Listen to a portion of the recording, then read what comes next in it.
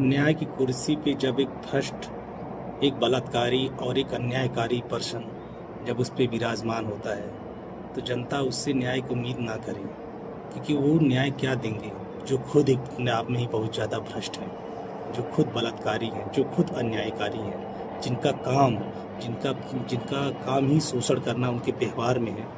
ऐसे लोग आपको न्याय नहीं दिला सकते। हमारे भारत में ना भूल जाओ की राजनीति है।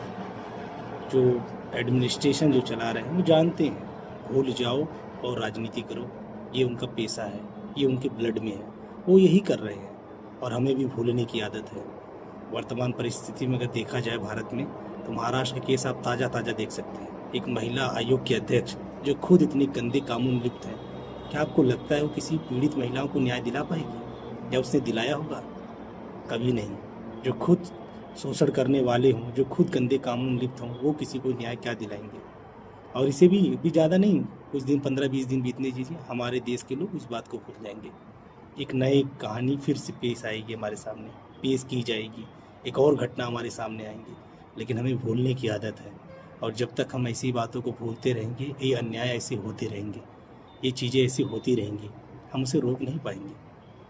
कहते हैं ना, जब मर्ज अगर शुरू होना तो उसका इलाज तुरंत कर दिया जाए ना, तो वो फिर गंभीर रोग नहीं बनता।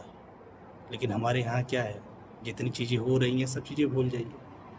अभी सोनम वांगचुक को जो 270 दिन के बाद रिलीज़ किया गया था, जब वो जेल में गए थे, बेवजह के NSA उनके ऊपर लगाया गया था, और उनको जब जेल से बाहर आए और उस बीच में जो किसी ने इस बारे में कोई बात नहीं करी। फिर भारत में एपस्टीन का फाइल का मामला उठता है, फिर उसके बाद उस पर थोड़ा हंगामा होता है।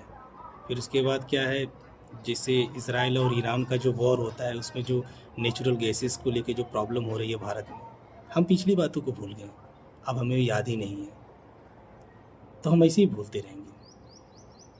आज घटनाएं हमारे पास देखने को मिल रही है, कल आपके पड़ोसी में, कल कहीं और, कहीं वहाँ रेप केस हो रहा है, किसी का मर्डर हो जा रहा है, जाति के नाम पे, धर्म के नाम पे। भूलने की आदत है ना। 2-4 दिन हंगामा करेंगे, कैंडल मार्च निकालेंगे, फिर उसके बाद चीज़ें भूल जाएंगे।